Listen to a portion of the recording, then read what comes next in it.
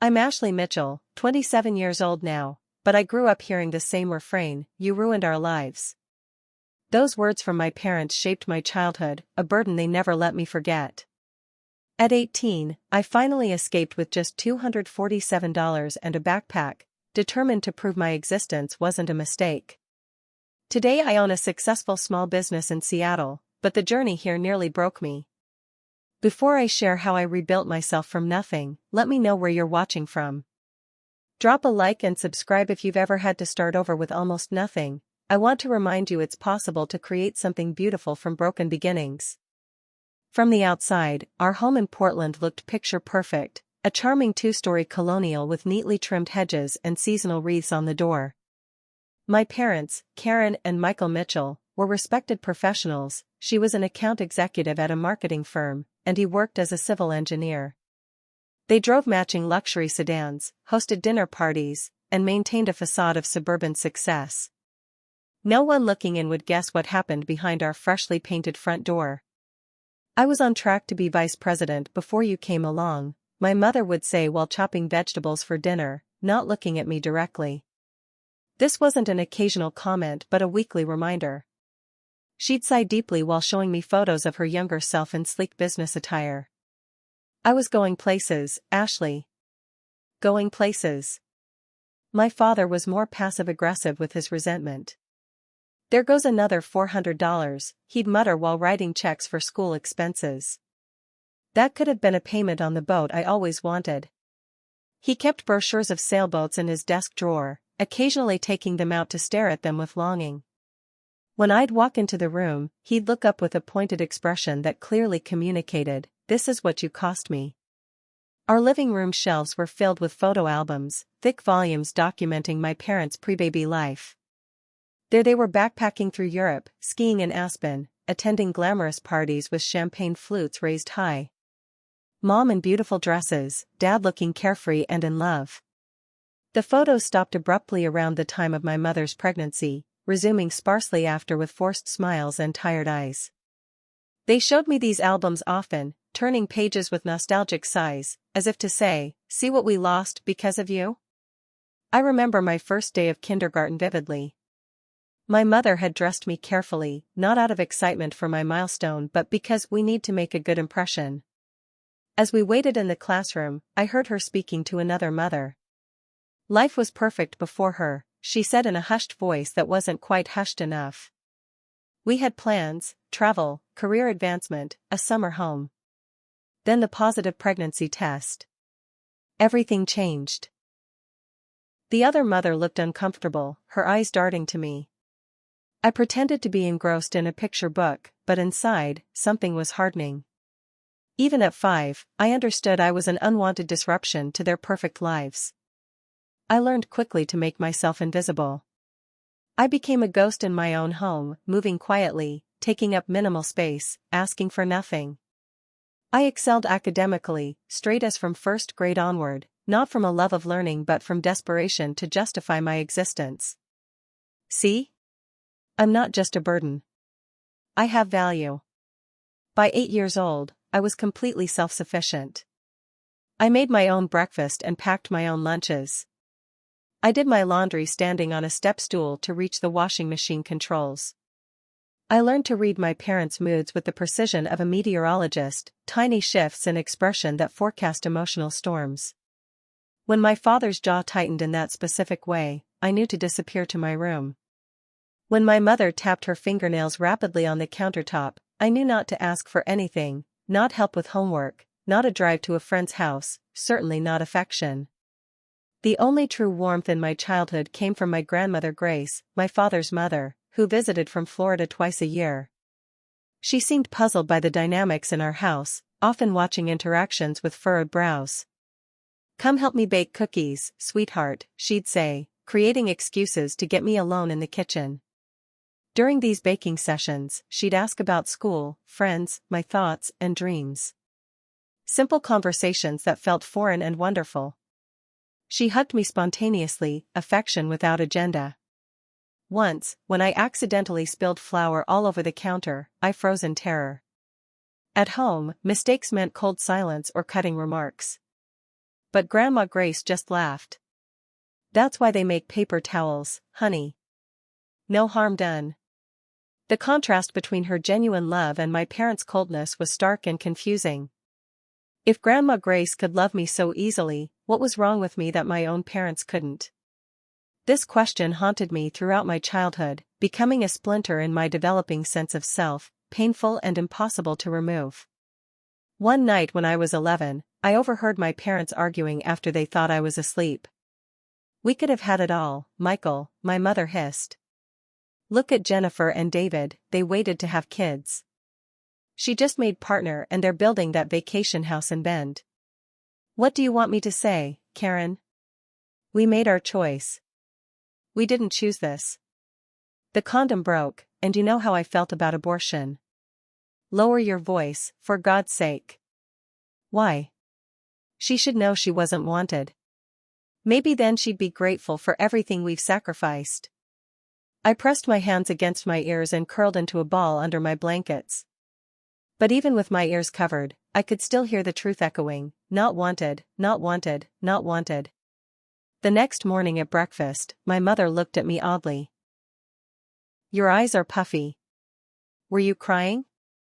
For a brief moment, I thought she might show concern, that maternal instinct might finally kick in after 11 years. Instead, she sighed. "Well, whatever it is, buck up. Nobody likes a winner, Ashley. God knows I've had plenty of reasons to cry, but you don't see me falling apart." I nodded and finished my cereal in silence, understanding completely what she was really saying. Your pain is insignificant compared to the suffering I've endured because of you. Middle school brought a new dimension to my home situation. As puberty hit and normal teenage emotions emerged, my parents' verbal abuse intensified. Normal adolescent moods were met with eye rolls and comments like, "Oh great, another thing to deal with," or "as if you haven't complicated our lives enough already." The school library became my sanctuary. Open early and closing late, it offered warm refuge from both Maine winters and the emotional coldness of home. The head librarian, Ms. Reynolds, noticed my daily presence. "Most kids can't wait to leave school, but you're always first in and last out," she observed one day, not unkindly. Something about her gentle manner broke through my carefully constructed walls. I found myself confiding small truths, nothing about the emotional abuse, but adjacent realities like always making my own meals and never having parents attend school functions. Ms. Reynolds began saving interesting books for me, occasionally leaving granola bars or fruit with notes saying, "Brain food for my favorite reader." These small kindnesses were like water on parched soil. Despite my attempts to remain invisible at school as well as home, I somehow attracted the friendship of Lily Parker in 7th grade English class. Lily was everything I wasn't: confident, outspoken, from a boisterous family of 6 who actually seemed to enjoy each other's company. "You're coming over Friday," she announced one day, not a question but a statement.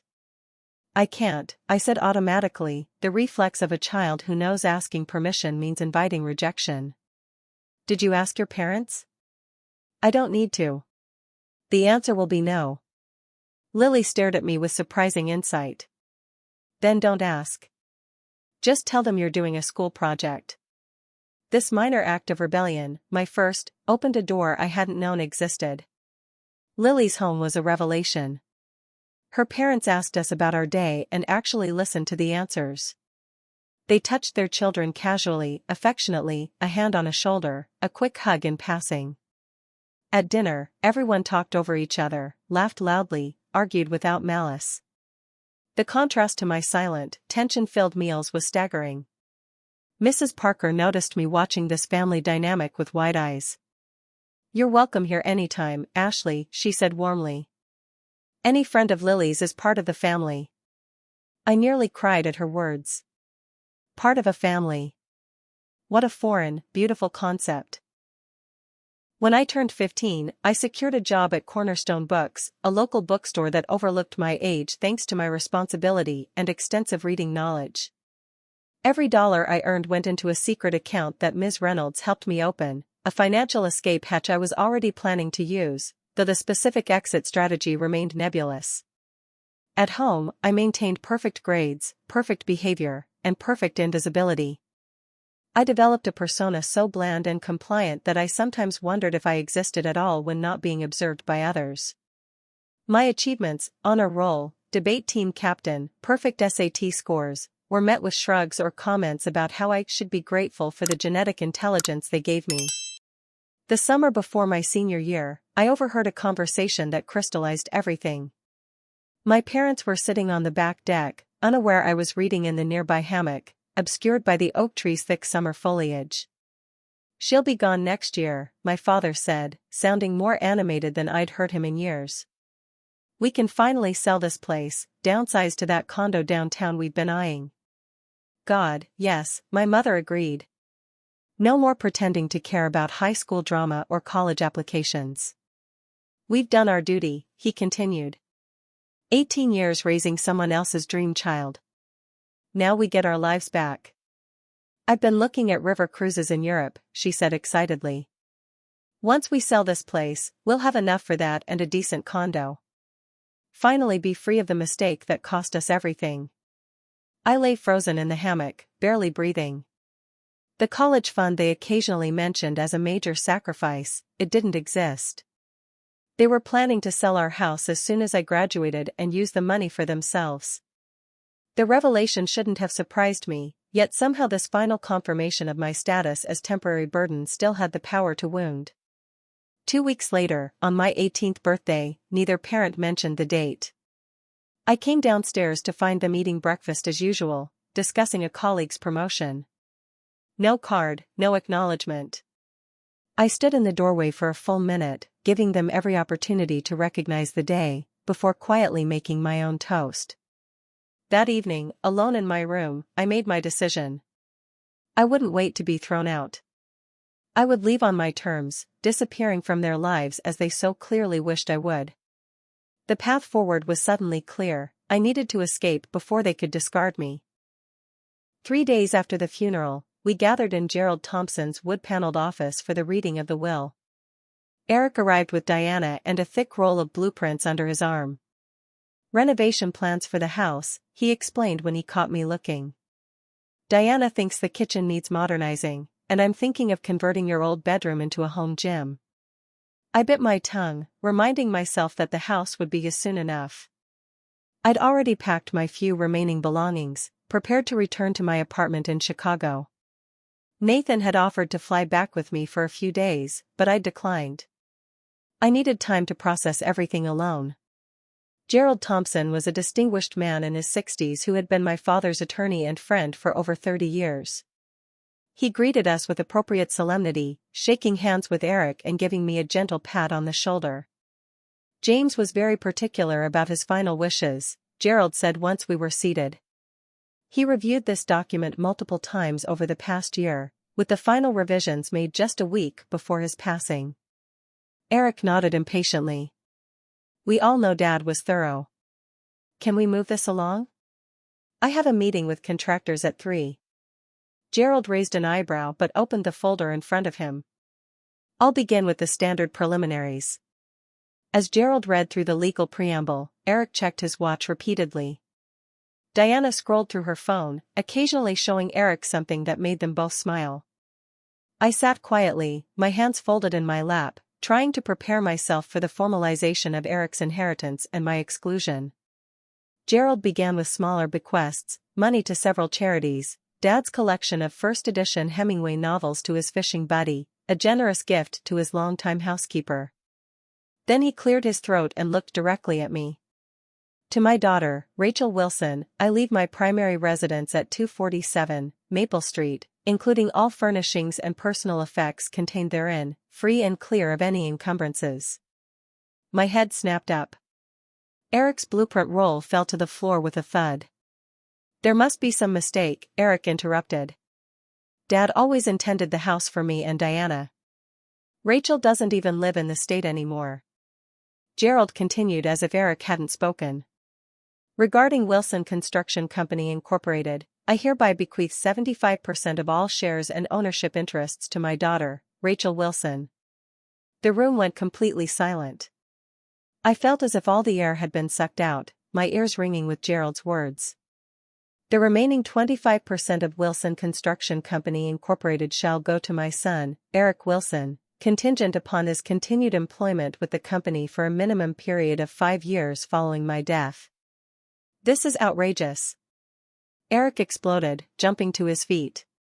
His face had turned an alarming shade of red. Dad would never do this. Rachel knows nothing about construction. She makes logos for coffee shops, for God's sake. Diana placed a manicured hand on his arm, but her expression was equally shocked. There must be some mistake, she echoed. James always said Eric would take over the company. Gerald remained impassive. The will is legally binding and was executed with James in sound mind and body, with 2 witnesses present. There is no mistake. She manipulated him when he was sick, Eric said, pointing a finger at me. She was there every day, whispering in his ear while I kept his company running. I was too stunned to defend myself, still trying to process what I'd heard. Additionally, Gerald continued, raising his voice slightly, James left a private letter for Rachel, to be read in her own time. He handed me a sealed envelope with Rachel written on it in Dad's distinctive handwriting. Eric's face contorted with rage. I'll contest this. You'll be hearing from my lawyer. He snatched up his fallen blueprints and stormed toward the door, Diana trailing behind him. At the threshold, he turned back.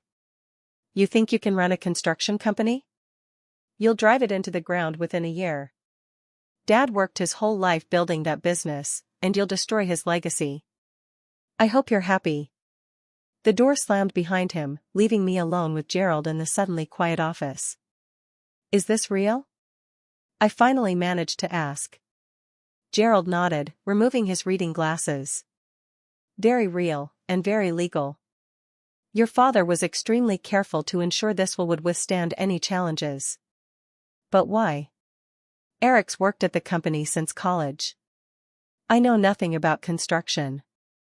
Gerald smiled slightly. James seemed to think you know more about building things than you realize. He left explicit instructions, Rachel. The letter should explain more. He tapped the envelope in my hand. Take some time to process this. We can meet again when you're ready to discuss the transition details. As if on cue, my phone began ringing. Diana's name flashed on the screen. I declined the call, only for it to start ringing again immediately. You might want to turn that off for a while, Gerald advised. Give yourself some space to think. I nodded, switching my phone to silent as 3 text messages appeared in rapid succession. What did you say to him to make him change the will? Eric built that company alongside James. You've never cared about your father's legacy. I slipped the phone into my purse, my hand shaking. Gerald, did my father say anything else? About why he made these decisions? The attorney's expression softened. He said you'd ask that. His exact words were, tell Rachel I've always seen more than she thought I did. I returned to the empty house, my house now, in a daze. The silence felt different, heavier with responsibility. I wandered through the rooms, seeing them with new eyes. Not as a temporary visitor, but as their owner. The weight of Dad's decision pressed on me. Why would he leave me the business when Eric had been working there for over a decade? In the kitchen, I made a cup of tea and sat at the same table where we'd had family dinners for 30 years. With trembling fingers, I opened Dad's letter. Dear Rachel. If you're reading this, then Gerald has informed you of my decisions regarding the inheritance. I imagine you're confused, possibly overwhelmed, and Eric is almost certainly furious. I want to explain why I've made these choices. For years, I watched you build your design business from nothing, without my name or connections to help you. You found your own clients, solved your own problems, and created something sustainable and respected. You showed integrity in your business dealings and genuine care for your clients' needs. In short, you demonstrated exactly the qualities I always hoped to see in the person who would continue my legacy. Eric has worked at Wilson Construction for 13 years, but he's never truly understood what makes a business last. He sees the profits but not the principles. Over the past few years, I've become increasingly concerned about his decision-making and priorities. He's taken shortcuts on projects, alienated long-time employees, and focused on short-term gains over long-term relationships. 6 months ago, I discovered Eric had been meeting with developers who want to buy Wilson Construction and turn it into a subsidiary of their corporation. The same developers planning to tear down the historic Riverside district for luxury condominiums, a project I had specifically declined to bid on because of the community displacement it would cause. Eric knew my feelings on this but pursued the connection anyway. I also found financial discrepancies that troubled me deeply. Nothing illegal, but certainly not aligned with the values upon which I built this company. Rachel, I'm not asking you to become a construction expert overnight. I'm asking you to bring your integrity, creativity, and fresh perspective to a company that needs renewal while honoring its foundations. You understand that a business is more than balance sheets, it's about people, relationships, and doing work you can be proud of. In my desk, in the false bottom of the right-hand drawer, you'll find my personal journal from the past 3 years. It contains more details about my concerns and observations that may help you understand the situation more clearly. I have always been proud of you, even when I struggled to express it. Your mother would be proud too. With love and confidence. Dad. Tears streamed down my face as I read the letter twice more. All those years I'd thought he was disappointed in my career choices, he had actually been watching and approving of how I conducted myself professionally. Following his instructions, I went to his study and found the hidden journal. For the next several hours, I read page after page of my father's private thoughts. He documented Eric's growing sense of entitlement, risky business decisions made without consultation, and concerning comments about the company's future direction. I was surprised to find multiple entries about me as well. Rachel's new branding campaign for that healthcare startup was featured in a design journal today. Looked it up online, clean, thoughtful work with real purpose behind it. That's my girl. Called Rachel about her birthday. She mentioned working through the weekend on a project for a client in crisis. Dropped everything to help them meet their deadline. Reminds me of myself at her age, understanding that your word is your bond. Eric complained again about Rachel's hobby business at dinner. If only he understood that she's built something with more integrity in 5 years than he has in all his time at Wilson. She listens more than she talks, always did, even as a child. Sees things others miss. The most recent entries documented Dad's failing health and his decision-making process regarding the will. He'd been deliberate and thoughtful, not influenced by my presence during his illness but rather by years of observation. The doorbell interrupted my reading. I opened it to find Amelia Crawford, Dad's assistant and office manager for over 20 years, standing on the porch with a small box of items. "I'm so sorry about James," she said. "I would have come to you sooner, but things at the office have been." She hesitated, challenging.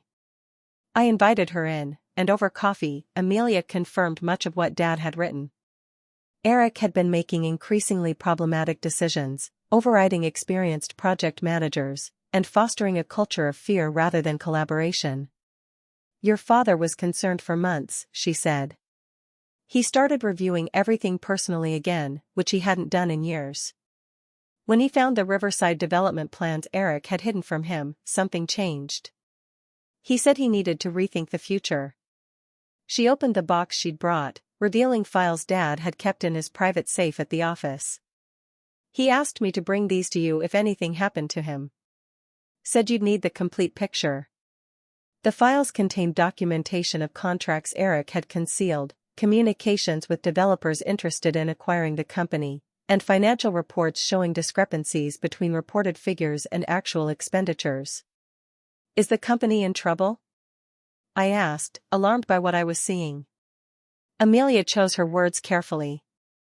"Not irreparably. Wilson Construction has a strong foundation and excellent reputation. But Eric's decisions over the past 2 years have strained relationships with several key clients and suppliers." As Amelia prepared to leave, she paused at the door. "For what it's worth, many of us who've been there a long time are relieved you're taking over. Your father built something special. It deserves to be preserved. After she left, I sat in Dad's study, surrounded by his journals and files, the magnitude of what he'd entrusted to me finally sinking in. This wasn't just about an inheritance or proving something to Eric. Dad had genuinely believed I was the right person to carry his life's work forward. For the first time since the will reading, I felt something beyond shock and confusion. I felt resolve. The next morning, my contemplation was interrupted by the sound of a car door slamming in the driveway. Looking out the window, I saw Eric marching up the front path with an older man in an expensive suit, clearly his attorney.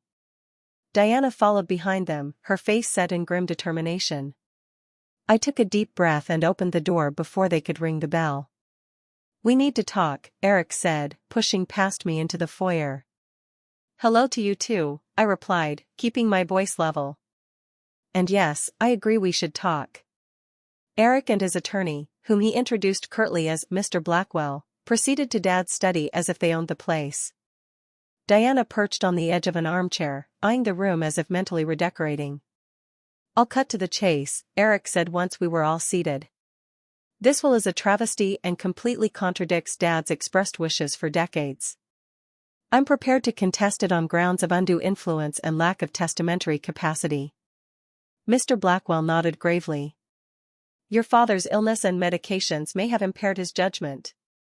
Combined with your sister's constant presence during his final months, we believe we have a strong case."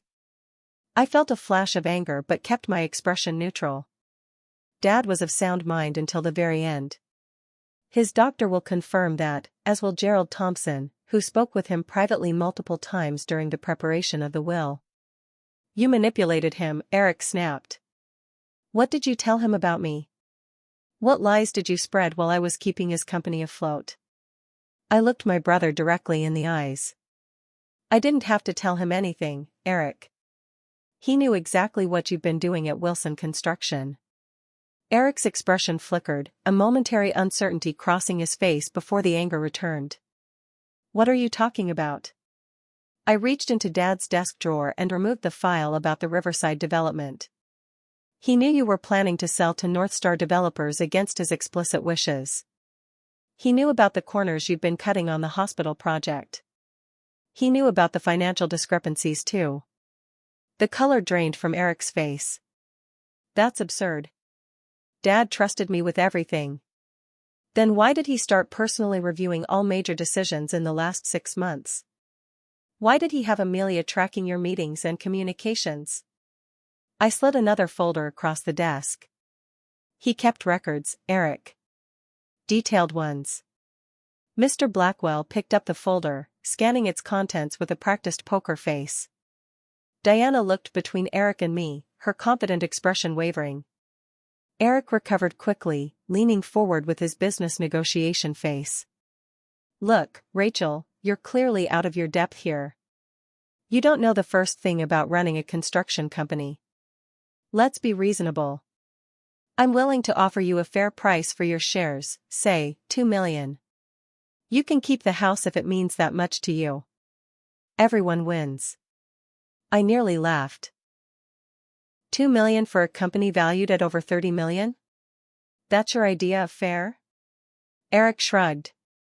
"You'd run it into the ground anyway. I'm saving you the embarrassment and preserving Dad's legacy. By selling it to developers who plan to dismantle it piece by piece?" "That was just an exploratory conversation," Eric said dismissively. "Business strategy." "It was a betrayal of everything Dad built and believed in," I replied, my voice gaining strength. "And it's exactly why he didn't trust you with full control." Eric's facade cracked. "You have no idea what it takes to run this business. I've been there every day for 13 years while you were off playing with your little designs in Chicago. Dad was always comparing me to you. Rachel built her business from scratch. Rachel maintains relationships with her clients." His voice rose with each word. "Do you know how hard it is to expand a construction company in today's market? The compromises you have to make? Is that what you call the discrepancies in the McKinnon project budget? Compromises?" Eric's face flushed dark red. "You don't know what you're talking about." "I know enough. I know about the gambling debts too, Eric. And the loans you took out against company assets to cover them. Diana's head snapped up. What gambling debts? The room went silent.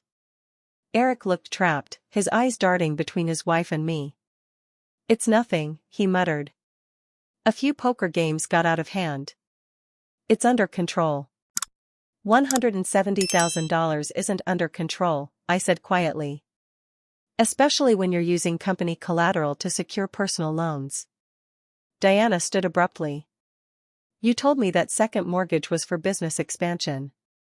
Mr. Blackwell cleared his throat uncomfortably. Perhaps we should continue this discussion another time. No, Eric said, his voice hardening as he regained his composure. Let's settle this now. Rachel, this is your last chance. Sell me your shares at a reasonable price, or I'll make sure you regret it. I know every client, every supplier, every employee. One word from me and they'll all walk. You'll be left with nothing but Dad's name on an empty building. I met his gaze steadily. Is that really how you want to honor Dad's memory? By destroying what he built because you can't control it? You're the one destroying his legacy by taking something you know nothing about. Eric shouted. I'm giving you 72 hours to reconsider. After that, I start making calls. He gestured to Mr. Blackwell, who gathered his briefcase. Diana lingered behind as the men headed for the door. Rachel, be sensible, she said, her voice softening. Eric is just upset. The company means everything to him. Does it? Or does control mean everything to him? She had no answer for that. After they left, I discovered several files missing from Dad's office, important contracts and financial documents I'd seen the previous day. Eric must have taken them while I was showing Diana out. I immediately called Gerald, who agreed to meet me that afternoon. We need to secure the company records and accounts immediately, Gerald advised once I explained the situation. Eric still has access to everything, and in his current state, he might take drastic actions. While waiting for Gerald to make the necessary legal arrangements, I called my friend Haley, who had flown in for the funeral and was staying nearby. I need reinforcement, I told her. Eric's threatening to sabotage the company if I don't sell to him. Haley arrived an hour later with takeout and her characteristic bluntness. So your dad saw through your brother's BS and trusted you instead. Good for him. As we ate, I confessed my doubts. What if Eric's right? I don't know anything about running a construction company. But you know about running a business, Haley pointed out. You've built something successful from nothing. And you know about managing creative people, maintaining client relationships, and delivering quality work on deadline. Sounds like exactly what Wilson Construction needs right now. Her confidence helped, but as night fell and I sat alone in Dad's study, doubts crept back in. The weight of responsibility felt crushing.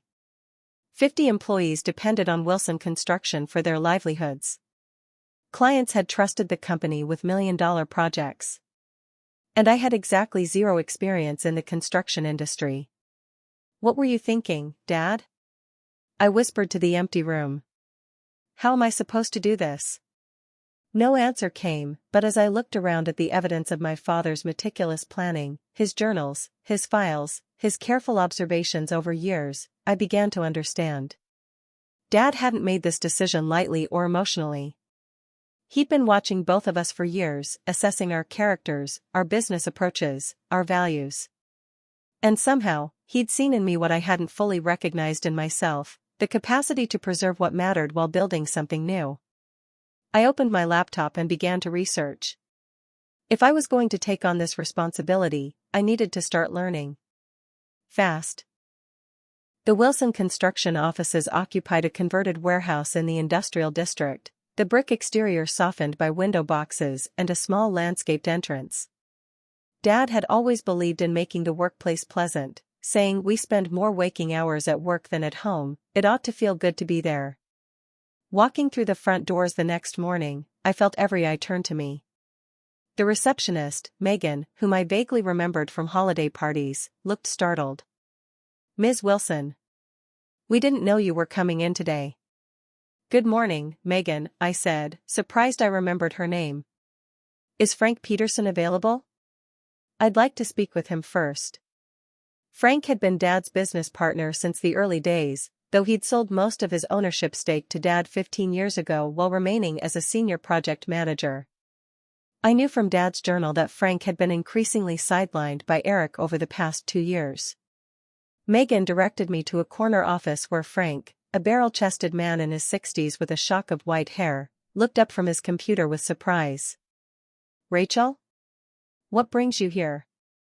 I think you know, Frank, I said, closing the door behind me. I'm assuming news of the will has made the rounds. Frank's weathered face gave nothing away. There have been some rumors.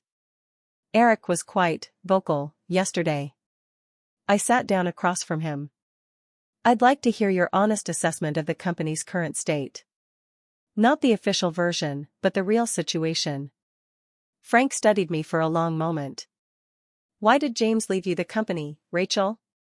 No offense, but you've never shown interest in construction before. I've been asking myself the same question, I admitted. But after reading his private journals and talking with Amelia, I think he saw something in how I run my own business that he valued. Something he felt was missing here recently. Frank nodded slowly. Your father built this company on relationships and quality work, not just profits. Lately, that philosophy has been diluted. Over the next hour, Frank gave me a candid overview of the company's situation. Wilson Construction was still fundamentally sound, with a strong reputation and loyal client base, but Eric's aggressive cost-cutting and focus on high-profit, quick turnaround projects had begun to erode that foundation. The North Star development deal? Frank said with disgust. That would have been the end of everything your father built. They wanted our name and reputation, but none of our values or most of our people. When I mentioned the financial discrepancies I'd found in Dad's files, Frank's expression darkened. I've had concerns for months, but Eric blocked my access to the full financial reports. Your father was looking into it before he got sick. Our conversation was interrupted by a commotion in the main office area. Eric had arrived and was clearly surprised to find me there. Through the glass walls of Frank's office, I watched as he spoke intently with several employees, occasionally gesturing in my direction. I should address the staff, I said, standing. Before rumors get out of hand. Frank looked skeptical. They're going to have questions you can't answer about ongoing projects. Then I'll be honest about that, I replied. But they deserve to hear directly from me about what's happening. I asked Megan to gather everyone in the main conference room. As the employees filed in, I noted the mix of curiosity and wariness on their faces. Eric stood at the back of the room, arms crossed, a challenging look in his eyes. Good morning, I began once everyone was seated. I'm Rachel Wilson. Many of you have met me at company events over the years, though I know I'm still primarily James's daughter to most of you. A few polite nods, but mostly cautious expressions. I want to be direct with you. My father left me majority ownership of Wilson Construction. This was his decision, made after careful consideration, and it's one I take very seriously. Murmurs spread through the room. One project manager raised his hand.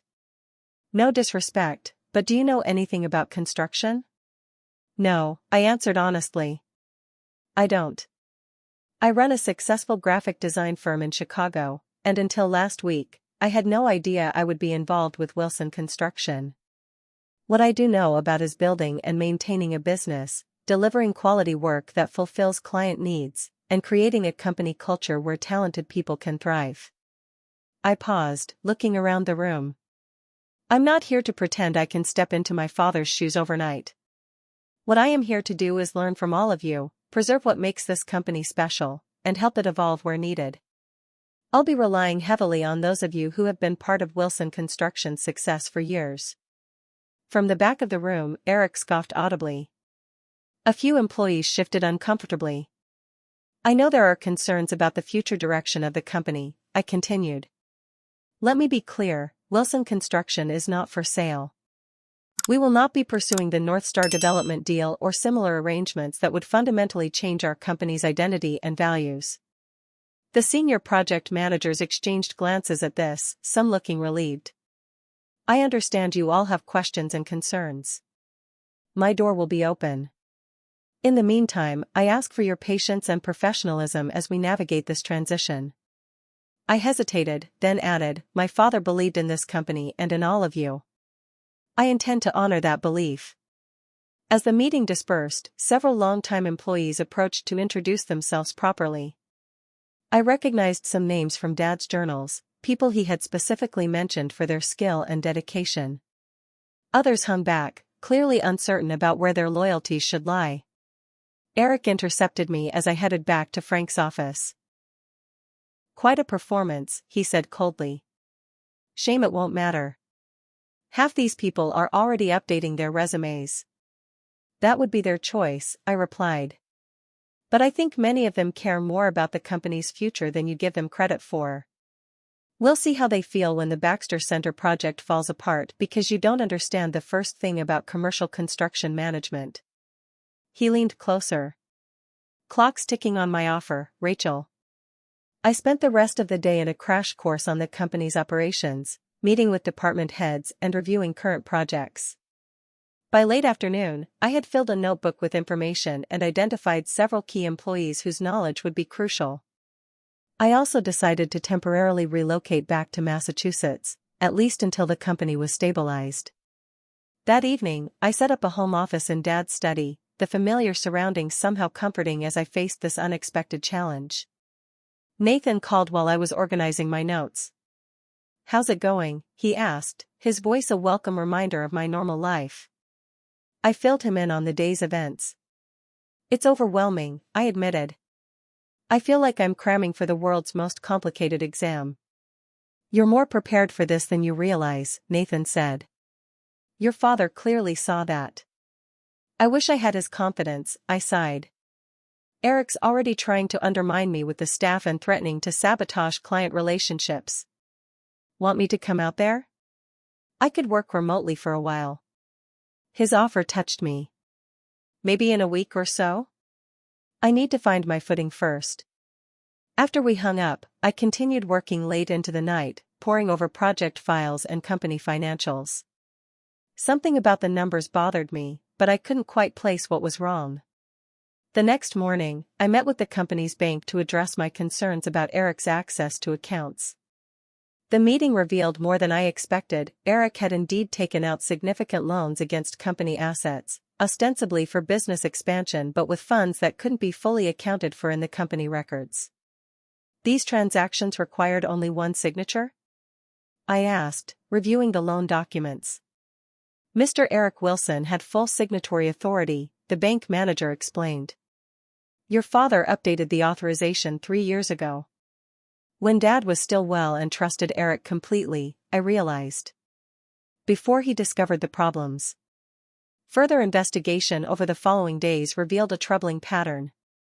Eric had been systematically diverting resources and attention from the company's traditional clients to pursue relationships with large developers like North Star. Meanwhile, he'd been meeting secretly with Wilson Construction's main competitor, apparently exploring options for a hostile takeover if his inheritance plans didn't materialize. One of the senior estimators, a quiet woman named Lydia who'd worked for Dad for 20 years, approached me privately. Your brother asked me to inflate some numbers on the Westside Medical Center bid, she confided. Said we needed to maximize profit margins. When I refused, he reassigned me to smaller projects.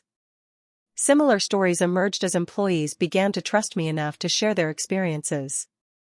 A picture formed of Eric gradually shifting the company away from Dad's values of quality, integrity, and community investment toward a profit-at-all-costs approach that had alienated long-term employees and strained client relationships. Armed with this knowledge, I began making strategic moves to secure the company's position. I personally reached out to our most important clients, being honest about the transition while reassuring them about our commitment to their projects. Many appreciated the direct communication, though a few mentioned concerning conversations with Eric that had left them questioning the company's stability. Your father always said exactly what he meant, one longtime client told me. No fancy sales pitch, just honest assessment of what could be done and for what price. That's rare these days. I worked late into each night, splitting my time between learning the construction business and implementing management approaches that had proven successful in my design firm. I created clearer communication channels, recognized employees who exemplified the company's core values, and began reviewing the portfolio of projects to refocus on quality rather than just profit margins. Eric continued his campaign of undermining, spreading rumors about my inexperience and making veiled threats to key suppliers. But as weeks passed, his influence began to wane. More employees started coming directly to me with ideas and concerns, bypassing Eric entirely. The turning point came when I discovered Eric had been meeting with Northstar's executives even after I'd explicitly canceled those negotiations. I confronted him in his office, documentation in hand. "This stops now, Eric," I said, placing the evidence of his unauthorized meetings on his desk. "You're actively working against your own company." "My company," he corrected, barely glancing at the papers. "This is just a temporary situation." "It doesn't have to be adversarial," I said, trying a different approach. "We could actually work together if you'd be willing to accept the new reality." Eric laughed bitterly. "Work for my little sister? The one who abandoned the family business to draw pictures in Chicago? I don't think so." "Then what's your endgame here? To destroy Dad's legacy out of spite?" Something flickered in Eric's eyes, pain, perhaps, or recognition. For a moment, I glimpsed the brother I'd once looked up to, before ambition and resentment had hardened him. "You have no idea what it was like," he said quietly. "Working alongside him every day, trying to live up to impossible standards. Nothing was ever good enough. Dad was demanding, I acknowledged. But he valued integrity above everything. That's what he found lacking, Eric. Not your business acumen or work ethic." Eric stood abruptly. "Save the psychoanalysis.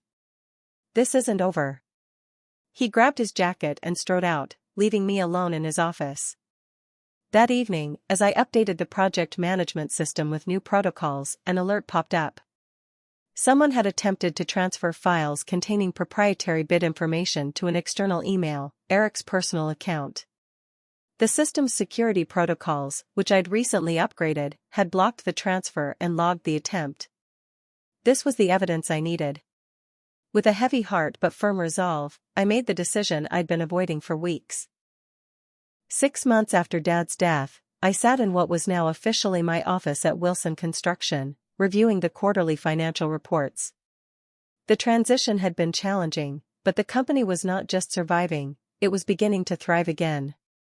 We'd secured 3 major new contracts based on our renewed commitment to quality and transparent pricing. Employee retention had improved dramatically, and we'd even hired back several experienced project managers who had left during Eric's tenure. Gerald Thompson entered after a polite knock, his familiar presence a welcome sight.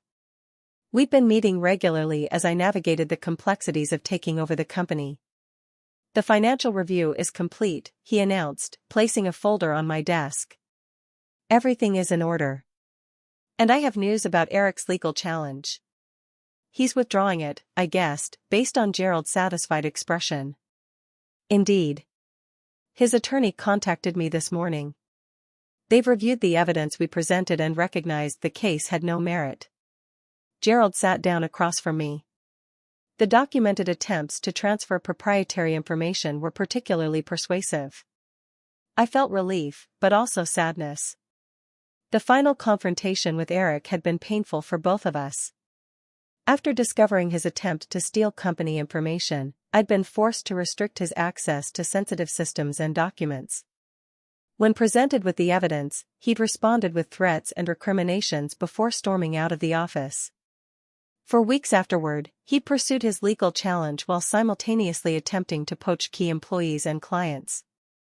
But his efforts had largely failed as people witnessed the positive changes taking place under my leadership. "So what happens now?" I asked Gerald. "That's up to you. Eric still owns 25% of the company, but without active involvement, he's essentially just a shareholder. I'd been contemplating this moment for weeks. I want to make him an offer, I said. Two options: he can return to Wilson Construction in a defined role with appropriate oversight and accountability, or I'll buy out his shares at fair market value. Gerald raised an eyebrow. After everything he's done? He's still my brother, I replied. And Dad's son. I think Dad would want me to offer a path back, even if Eric doesn't take it. Later that evening, I sat in Dad's study, still thinking of it as his, even though I'd been living in the house for months now. The room had become my sanctuary, a place where I could feel Dad's presence and draw strength from his memory. I'd decided to sell the house. Despite the initial shock of inheriting it, I'd come to realize that the memories it held were too painful, too mixed with both joy and sorrow. A young family with 3 children had made an offer, and I liked the idea of the house being filled with noise and life again. A soft knock interrupted my thoughts. Haley poked her head in. Your brother's here. My stomach tightened. Send him in. Eric entered hesitantly, looking different than I remembered, thinner, less polished, with shadows under his eyes. He declined my offer of a drink and sat stiffly on the edge of a chair. I got your message, he said. About the offer. I nodded. It's genuine, Eric. Both options are on the table. Why would you want me back at the company after everything that's happened? Because despite our differences, you do know the construction business. You have relationships and knowledge that are valuable. And because I think Dad would want us to find a way forward, if possible. Eric was quiet for a long moment. I'm not sure I can work for you. Then the buyout option is fair. Gerald can walk you through the valuation. Diana left, he said abruptly, the non sequitur catching me off guard. When the gambling debts came to light. She said she didn't sign up for a husband who couldn't provide the lifestyle she expected. I wasn't sure how to respond. I'm sorry, I finally said, and meant it. It's been. He paused, searching for words, humbling. To lose everything I thought was certain. The company, the house, my marriage. He looked around the study. I heard you're selling. Yes. A family with children. They'll appreciate it more than I would alone. Eric nodded, seeming to approve. It should be a family home. The conversation lapsed into silence. Years of competition and resentment sat between us like a physical presence. I've been thinking about what Dad saw in you, Eric finally said. Why he trusted you with the company. I waited, giving him space to continue. You're like him. Not just in business approach, but in seeing value in people beyond what they can do for you. He met my eyes directly. I never mastered that. It's not too late to learn, I said quietly. Dad evolved throughout his career. So can you. Eric didn't immediately respond, but something in his posture softened slightly. I need some time to think about your offer. Take whatever time you need. After Eric left, Haley found me still sitting in the study, lost in thought. That looked intense, she observed. You okay? I think so, I replied. It's strange, 6 months ago, I was certain about my life. Now everything's different, but I feel more myself than ever before. The following week brought developments I couldn't have predicted. Eric accepted a position with Wilson Construction heading a new division focused on sustainable building practices, an area he had surprising knowledge about but had never pursued under Dad's leadership. Our relationship remained complicated, but a fragile professional respect began to develop. I split my time between Massachusetts and Chicago, where Nathan had been supportively managing aspects of my design business. We were discussing merging our companies, his sustainable architecture practice complementing both my design work and Wilson Construction's new direction. With Gerald's help, I established a scholarship fund in Dad's name for students pursuing trades education. The first recipients included the son of a longtime Wilson Construction electrician and a young woman from Dad's hometown who wanted to become a master carpenter. On a crisp fall day, exactly 1 year after Dad's death, I visited the cemetery where both he and Mom were buried.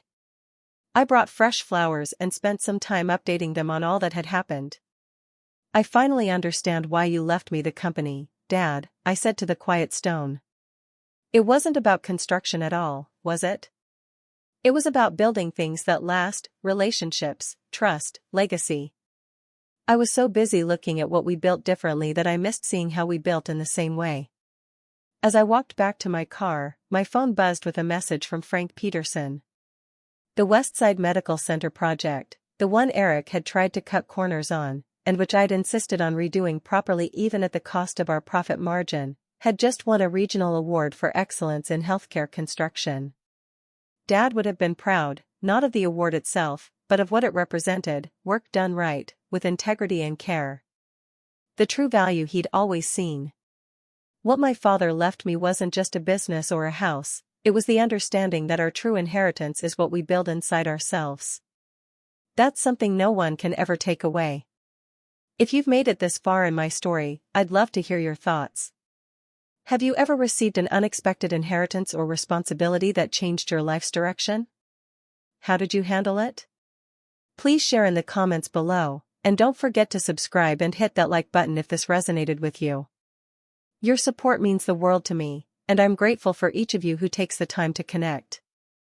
Until next time, remember that sometimes the most valuable legacies aren't things at all, but the wisdom to recognize what truly matters.